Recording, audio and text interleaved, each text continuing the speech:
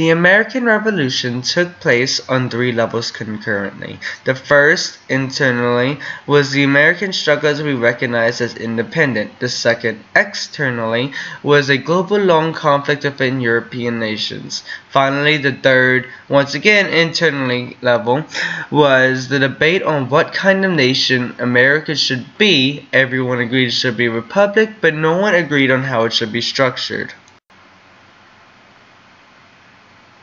The Americans challenged long-standing British traditions, as well as the hereditary aristocracy and the crown.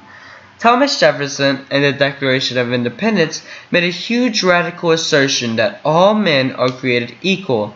This was considered controversial because in both Britain and its colonies at the time, a well-ordered society depended on obedience of authority, the power of rulers over their subjects, husbands over their wives and children, employees over servants and slaves. However, the Americans believed that the words freedom and rights, as Thomas Paine wrote, should be understood at a perfect equality. The floor of freedom is as level as water. This deep democratic potential came from its wide distribution of property, and the established churches were far less powerful than in Britain. What we think of democracy today is not the same definition of democracy during the 18th century.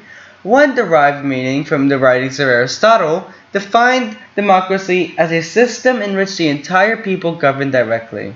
However, this was thought to mean mob rule, which no one wanted. However, British thinkers thought of democracy as the lower housing of Parliament, called the House of Commons. This was the democratic branch of a mixed government. However, to the Americans, the term came into wider use to express the popular aspirations for greater equality inspired by the struggle of independence. In history, the democratization of freedom was dramatic. Before and during the war, Pennsylvania's ruling class were very pro-Britain, and when Britain lost control of the colonies, they noped out of there as fast as they could, creating a power vacuum that made Pennsylvania a hotbed for radical ideas. Radical ideas like equality, as proclaimed by the pamphlet, "The People Are the Best Governors," which said, God gave mankind freedom by nature, and made every man equal to his neighbors. Pennsylvania's constitution implemented these two radical ideas by establishing a one-house legislature elected by all men over age 21 who paid taxes. The radical hippie Thomas Paine insisted that a republic was all about the public good, and that the particular form of government wasn't important. John Adams thought this public good thing was way too radical though, so he published Thoughts on Government, which suggested that they should create balanced governments, whose structure would reflect the division of society between wealthy people and ordinary men, with two houses in the legislature, the upper house for the wealthy and the lower house for the poor.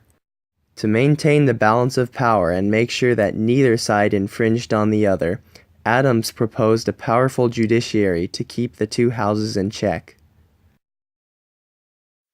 John Adams wasn't big on the whole quote-unquote equality thing, saying that men without property had no judgment. Unfortunately for him, unlike with two House legislators, everyone was big on equality, and the crazy new idea of abolishing property requirements on voting was, in my opinion, lamented everywhere but the South.